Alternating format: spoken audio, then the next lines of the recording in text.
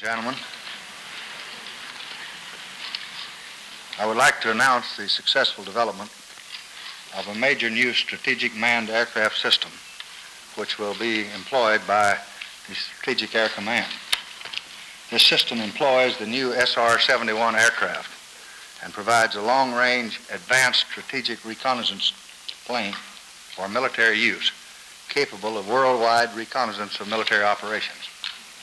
The Joint Chiefs of Staff, when reviewing the RS-70, emphasized the importance of the strategic reconnaissance mission. The SR-XXI aircraft reconnaissance system is the most advanced in the world.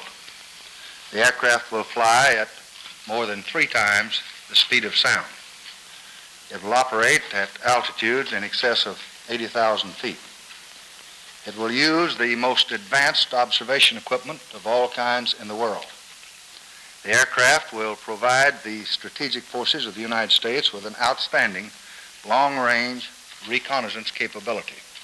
The system will be used during periods of military hostilities and in other situations in which the United States military forces may be confronting foreign military forces.